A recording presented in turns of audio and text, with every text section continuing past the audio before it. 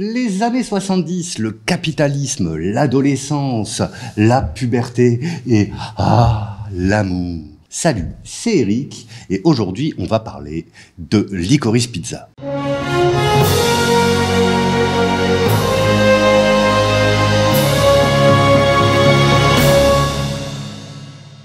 Licorice Pizza est un film de 2022 réalisé par Paul Thomas Anderson à qui on doit toute une flopée de chefs-d'œuvre du cinéma comme par exemple Magnolia, There Will Be Blood ou le plus récent Phantom Thread.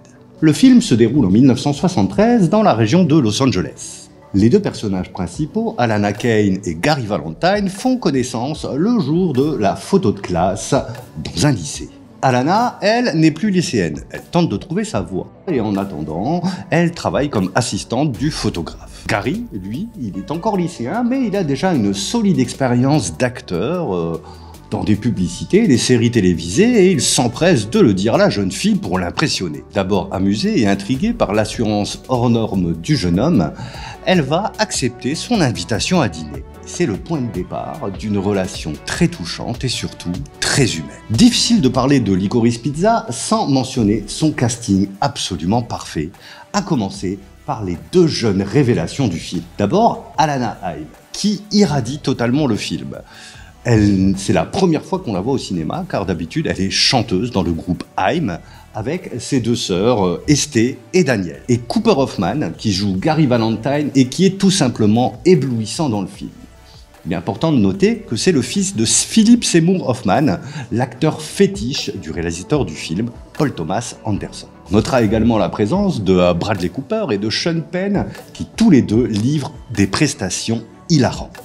Licorice Pizza n'est pas sans rappeler Once Upon a Time in Hollywood de Quentin Tarantino, car en effet, il dresse un portrait de la même période, on est à la fin des années 60, enfin plutôt au début des années 70, mais là où les deux films dressent le portrait nostalgique d'un Los Angeles aujourd'hui disparu, le film de Paul Thomas Anderson est beaucoup plus conscient des problèmes de l'époque où il se situe. En effet, le personnage d'Alana Kane va être perpétuellement confronté au machisme de l'époque ainsi qu'à une vraie masculinité toxique. À cette époque-là, c'est des comportements qu'on trouve tout à fait normaux. Mais quand on les voit dans un film de 2022, on se rend compte à quel point il pouvait être problématique pour une jeune fille de l'époque. De son côté, le personnage de Gary incarne vraiment le portrait ambigu de l'individualisme et du capitalisme américain.